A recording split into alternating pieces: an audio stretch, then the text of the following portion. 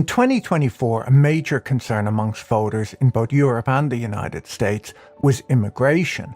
According to a Gallup survey, 2024 was the first year since 2005 that a majority of Americans wanted there to be less immigration, and the percentage opposing immigration hit the highest level since 2001.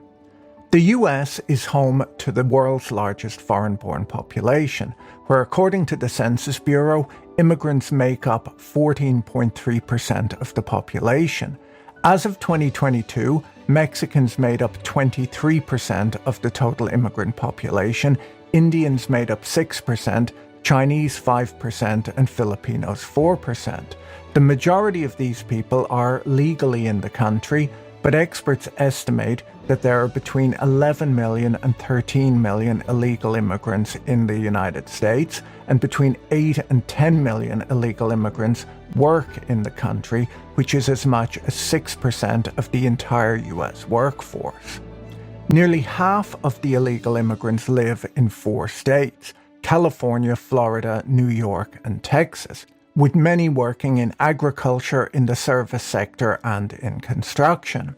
Immigration has been a signature issue for Donald Trump, who's advocated for slashing both legal and illegal immigration.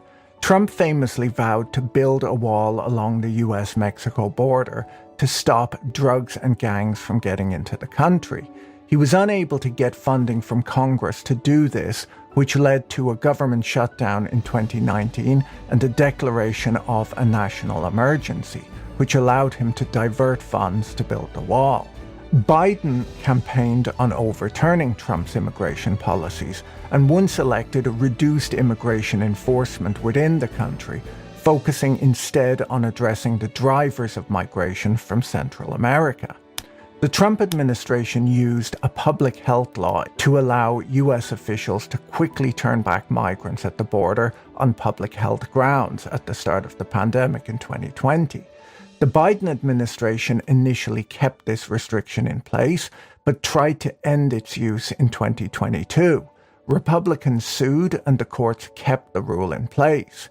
In 2023, when the Biden administration announced that it was ending the national pandemic emergency, these border restrictions went away. That year, Customs and Border Protection apprehended almost 2.5 million people illegally crossing the southern border, which was a record high. While historically the people illegally crossing the southern border were Mexicans seeking work, between 2013 and 2021, most immigrants came from Asia, particularly China and India, and most were seeking asylum. A Biden administration rule prohibiting non-Mexican migrants from seeking asylum at the southern border if they hadn't first applied for it and been denied in at least one other country along their route ended a lot of that immigration. Mexico once again regained its status as the top country of origin, with a growing number of Central Americans joining them. While Trump made border control a signature issue, he deported just 1.2 million people during his first term in office, which was lower than Obama deported in either of his 2 terms. A surge in unaccompanied minors arriving at the US border began in 2014, and Obama faced criticism at the time for detaining children in poor conditions and deporting more than 3 million immigrants, which was more than either Clinton or Bush had done. While Biden technically repatriated more illegal immigrants than either Obama or Trump did, the majority were turned back due to Trump's public health law, which Biden tried to end in 2022 and actually ended in 2023, after which a surge of migrants crossed the border seeking asylum. Trump promised mass deportations on the campaign trail, but deportations like he's promised are more complicated than increased border security, as they involve finding illegal immigrants, arresting and detaining them, and if he's to be taken at his word, getting rid of 6% of the US workforce. None of this will be cheap to do, and it can be expected to have wide-ranging economic consequences. As Trump advocates for his mass deportation plan, he has said that there's no price tag attached to the endeavor. But the costs of these proposals, both financial and social, will likely be a point of contention. Sarah O'Connor wrote an excellent piece in the FT last month about how economists have spent years lecturing a skeptical public that migrants don't suppress wages, as while they do increase the supply of labour, they also increase the demand for goods and services. So in the end, one offsets the other and wages stay roughly the same. Now that Trump is planning to deport millions of illegal immigrants, they're saying that this will cause labour shortages, increasing wages and inflation. She asks in her article, how can both of these claims be true? Similarly, analysts are warning that Trump's policies are inflationary and will hit economic growth. But investors, on the other hand, are betting that his plans will boost earnings and lift the stock market even higher. Once again, one of the two must be wrong. The first thing we need to address is the question of, is there actually an open border, as some people have been claiming? And why have so many migrants been crossing the southern US border in recent years?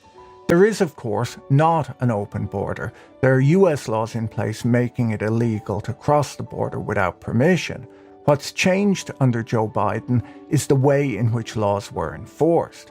I spoke off the record with an immigration attorney who explained the increased number of border crossings is partially driven by the better treatment of illegals who today mostly turn themselves in once they've crossed the border and claim asylum.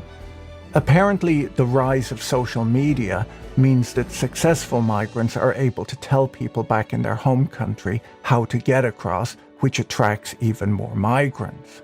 The asylum process has always existed, but under prior administrations, asylum seekers had to prove that they had a legitimate claim straight away. Right now, people cross the border, ask for asylum, and get released pending a trial. And due to court backlogs, it can take up to 7 years for their cases to be decided. Once they've turned themselves in and applied for asylum, they are now legally in the United States and can apply for work permits, which takes at least 180 days. They are not eligible for federal benefits, food stamps, or Social Security, but there are some exceptions for unaccompanied minors and survivors of torture who are eligible for some benefits. I'm told that in the past, it was considered so unpleasant dealing with US authorities under Trump and Obama that it deterred many migrants from even considering entering the United States. The booming US economy of the last few years, evidenced by the recent jobs report, which blew through expectations, has attracted migrants who face significantly greater difficulties in their home countries than in the United States. According to the DHS, people from over 168 different countries have crossed the southern border into the United States over the last 3 years. The number of migrants peaked in December 2023, and according to data from US Customs and Border Protection, the number of illegal migrants plummeted in 2024. The decline came after policy changes on both sides of the border, where authorities in Mexico stepped up enforcement and President Biden issued an executive order over the summer making it harder for migrants to seek asylum and remain in the country. While this issue can seem quite politicized and rhetoric around immigration can get quite heated, hopefully you can see from this brief history that both Republicans and Democrats have been trying to get the balance right between the need for workers in the United States and the resources available. It's worth remembering that both the share of the US population that's of working age and the ratio of workers to retirees are declining as Americans live longer and have fewer children. As the American population ages, America needs more immigrants for the economy to continue thriving. Otherwise, it runs the risk of ending up like Japan. Immigration reform has been needed for quite some time. The last major legislation to make it through Congress came under Ronald Reagan in 1986, when his administration granted legal amnesty to 3 million undocumented residents. In 1990, George Bush Sr. more than doubled the cap for immigrant visas from 270,000 to 700,000. In 2007, George Bush Jr. tried to pass an immigration bill which didn't make it through the Senate. In 2013, Obama tried to pass a bill which stalled in the House of Representatives. Trump and Biden both put forth plans which went nowhere. While Trump ramped up anti-immigrant rhetoric on the campaign trail, the measures he's proposing would not actually be the most extreme anti-immigrant policies in US history. The Chinese Exclusion Act of 1882 effectively banned Chinese immigration to the United States for 83 years until its repeal in 1943.